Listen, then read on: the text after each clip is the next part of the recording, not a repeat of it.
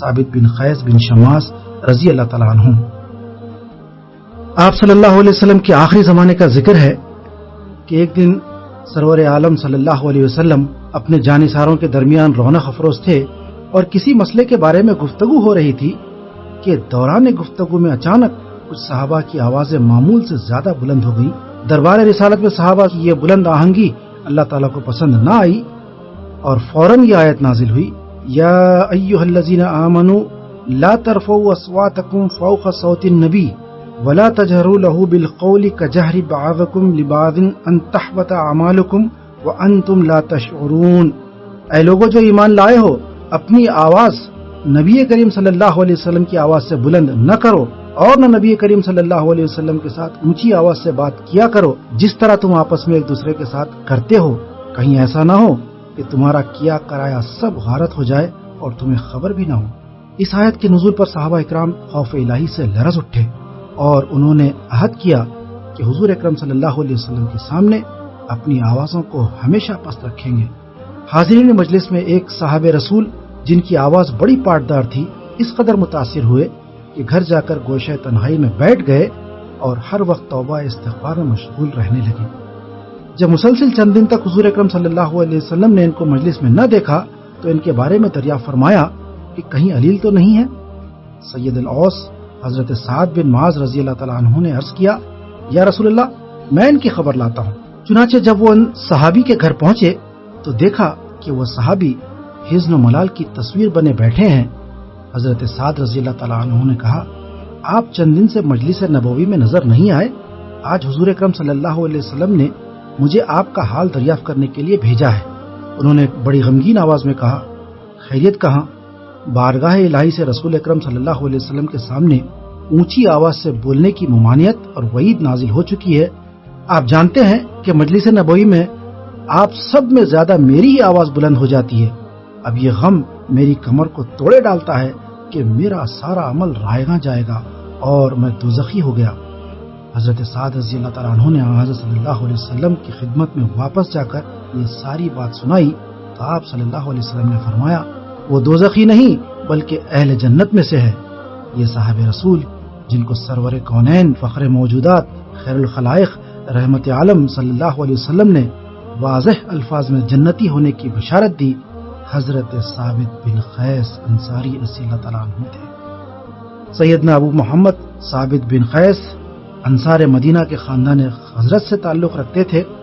علامہ ابن اسیر رحمۃ اللہ علیہ کے بیان کے مطابق ان کی والدہ قبیلہ طے سے تھیں اور ہجرت سے قبل بیعت عقبہ ثانیہ یا بیعت عقبہ کبریٰ کے بعد کسی وقت مشرف باسلام ہوئے۔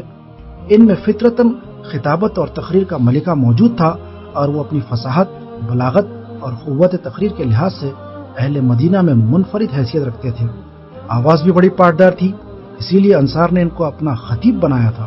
حضرت صلی اللہ علیہ وسلم کو ان کی صلاحیتوں کا علم ہوا تو آپ صلی اللہ علیہ وسلم نے بھی ان کو اپنا خطیب مقرر فرمایا، چنانچہ وہ خطیب رسول اکرم صلی اللہ علیہ وسلم کے لقب سے مشہور ہو گئے۔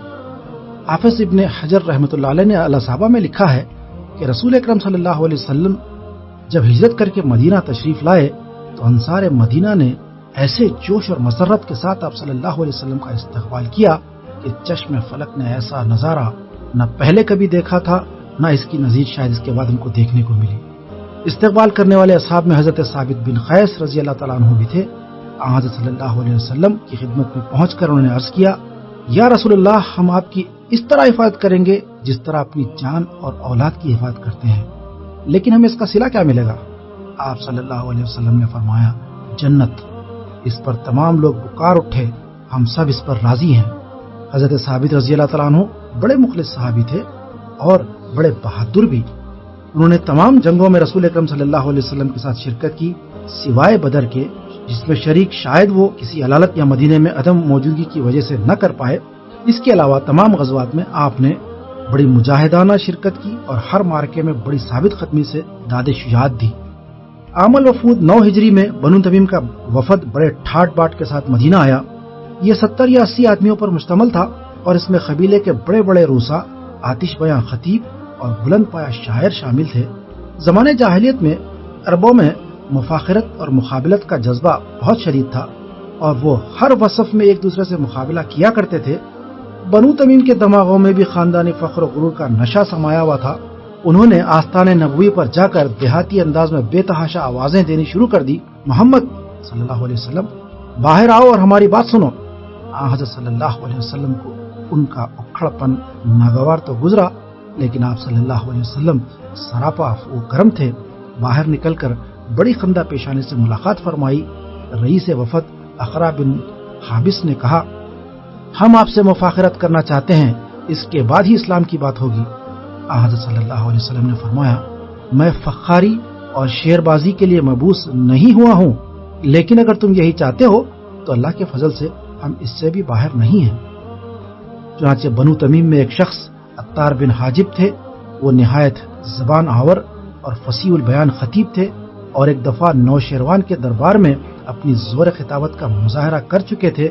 سب سے پہلے وہ بنو تمیم کی طرف سے کھڑے ہوئے اور مفاخرے کا آغاز اس تقریر سے کیا، تعریف اس خدا کی جس نے اپنے فضل و کرم سے ہمیں تاج و تخت کا مالک بنایا، اہل مشرق میں ہمیں سب سے زیادہ معزز کیا، ہمارے خزانے سونے چاندی سے پر ہیں جنہیں ہم فیاضی سے خرچ کرتے ہیں، لوگوں میں ہمارا مثیل و نظیر نہیں، کیا ہم آدمیوں کے سردار اور ان میں صاحب فضل نہیں ہیں؟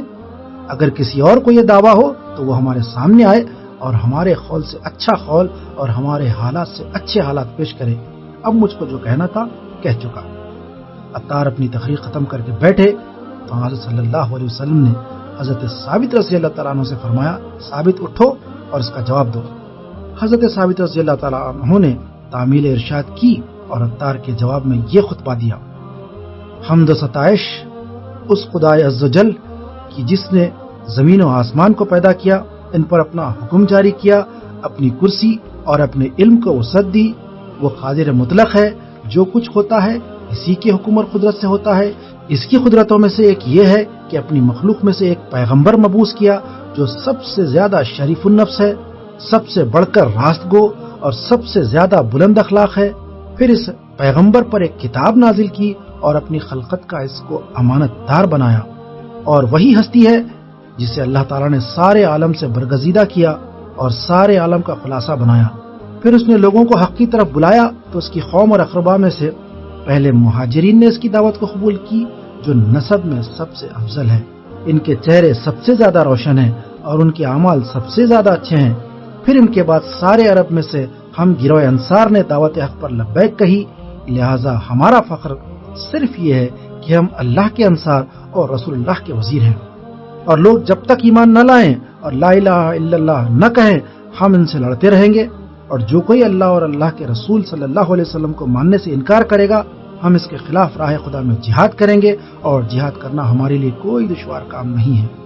بس مجھے جو کہنا تھا کہہ چکا، اور اب میں تمام مومنین اور مومنات کے لیے بارگاہ الہی میں دعائے مغفرت کرتا ہوں۔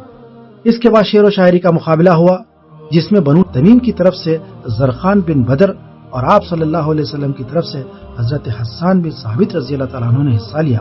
مفاخرہ ختم ہوا تو اقرا بن حابس جو خود بڑے فصیح البیان شاعر اور خطیب تھے اور جن کی اصابت رائے کا سارا عرب معترف تھا، یہاں تک کہ متحارب قبائل اپنے جھگڑوں میں ان کو اپنا حکم بنایا کرتے تھے، بے اختیار پکار اٹھے، باپ کی قسم محمد صلی اللہ علیہ وسلم کا خطیب ہمارے خطیب سے افضل اور ان کا شاعر ہمارے شاعر سے بہتر ہے۔ اہل وفد نے ان کی رائے سے اتفاق کیا اور سب اسی وقت حلقہ بگوش اسلام ہو گئے۔ اسی سال بنو حنیفہ کا ایک بڑا وفد مسیلمہ کذاب کی سرکردگی میں مدینہ آیا۔ سرور عالم صلی اللہ علیہ وسلم حضرت ثابت بن قیس رضی اللہ تعالیٰ عنہ کو ساتھ لے کر بنفس نفیس اہل وفد کے پاس تشریف لے گئے۔ دوران گفتگو میں مسیلمہ نے کہا، اگر آپ اپنے بعد مجھے اپنا جانشین مقرر کر دیں تو ابھی آپ کے ہاتھ پر بیعت کرتا ہوں۔ آپ صلی اللہ علیہ وسلم کو یہ نامعقول شرط سن کر غصہ آ گیا۔ آپ صلی اللہ علیہ وسلم کے دست مبارک میں ایک چھڑی تھی، اس کو اٹھا کر فرمایا، جانشینی تو بڑی چیز ہے، میں تو تمہیں یہ چھڑی دینا بھی پسند نہیں کرتا۔ اللہ نے تیرے لیے جو مقدر کر رکھا ہے وہ ہو کر رہے گا، تیرا انجام مجھے خواب میں دکھا دیا گیا ہے، کچھ اور پوچھنا ہو تو یہ ثابت موجود ہے، ان سے پوچھ، میں اب چلتا ہوں۔ یہ فرما کر آپ صلی اللہ علیہ وسلم حضرت ثابت رضی اللہ تعالیٰ عنہ کو مسیلمہ سے نپٹنے کے لیے وہاں چھوڑ کر خود تشریف لے گئے۔ سرور عالم صلی اللہ علیہ وسلم کی رحلت کے بعد انصار نے سقیفہ بنی ساعدہ میں جمع ہو کر حضرت سعد بن عبادہ رضی اللہ تعالیٰ عنہ کو خلیفہ بنانے کا ارادہ ظاہر کیا۔ یہ خبر مشہور ہوئی تو حضرت ابوبکر صدیق رضی اللہ تعالیٰ عنہ اور حضرت عمر فاروق رضی اللہ تعالیٰ عنہ کچھ دوسرے مہاجرین کو ساتھ لے کر انصار کے اجتماع میں پہنچے۔ دونوں طرف سے اپنے حق میں زوردار تقریریں ہوئی۔ اس موقع پر حضرت ثابت بن قیس رضی اللہ تعالیٰ عنہ بھی موجود تھے۔ انہوں نے انصار کی خلافت کے استحقاق پر ایک فصیح و بلیغ خطبہ دیا۔ اس میں انصار کی خدمات اور قربانیوں کا ذکر کیا اور اس بات پر تعجب کا اظہار کیا کہ کچھ لوگ انصار کو خلافت سے محروم کرنا چاہتے ہیں۔ حضرت ابوبکر صدیق رضی اللہ تعالیٰ عنہ نے انصار کی خدمات کا اعتراف کیا، لیکن اس کے ساتھ ہی انہوں نے قوی دلائل کے ساتھ قریش کو خلافت کا حقدار ثابت کیا۔ جب عامت المسلمین نے انہیں خلیفہ منتخب کر لیا تو حضرت ثابت بن قیس رضی اللہ تعالیٰ عنہ بھی ان کی بیعت کرنے میں پیچھے نہ رہے اور دل و جان سے صدیق اکبر رضی اللہ تعالیٰ عنہ کے حامیوں اور مددگاروں میں شامل ہو گئے۔ اسی زمانے میں فتنہ ارتداد نے سر ابھارا تو حضرت ثابت رضی اللہ تعالیٰ عنہ نے اس کو کچلنے کے لیے جان کی بازی لگا دی۔ جب حضرت ابوبکر صدیق رضی اللہ تعالیٰ عنہ نے مشہور مرتد طلیحہ اسدی کی سرکوبی کے لیے مدینہ سے لشکر بھیجا تو حضرت ثابت رضی اللہ تعالیٰ عنہ اس میں شامل ہو گئے۔ سالار لشکر حضرت خالد بن ولید رضی اللہ تعالیٰ عنہ تھے اور انصار کی عنان قیادت حضرت ثابت رضی اللہ تعالیٰ عنہ کے ہاتھ میں تھی۔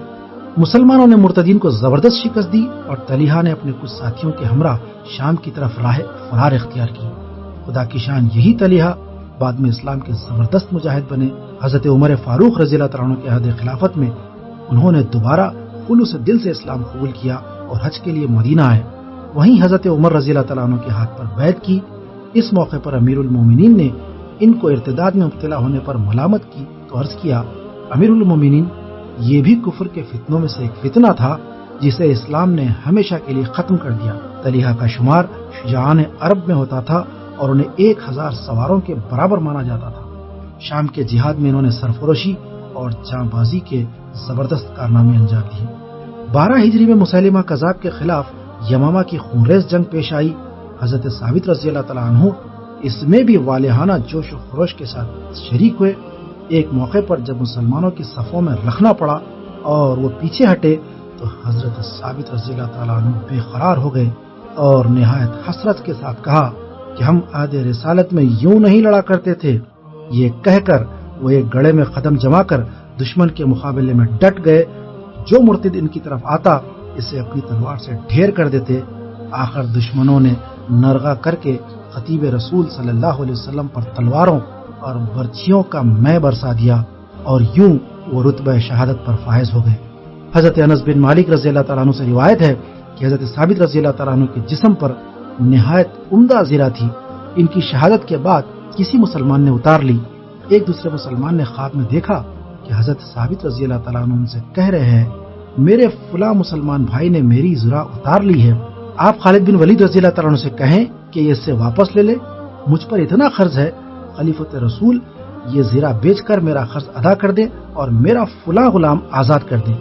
چنانچہ حضرت خالد بن ولید رضی اللہ تعالیٰ عنہ نے یہ زرہ واپس لے لی اور مدینہ پہنچ کر سارا واقعہ حضرت ابوبکر صدیق رضی اللہ تعالیٰ عنہ سے عرض کیا۔ انہوں نے حضرت ثابت رضی اللہ تعالیٰ عنہ کی وصیت کے مطابق زرہ سے ان کا قرض ادا کیا اور غلام بھی آزاد کر دیا۔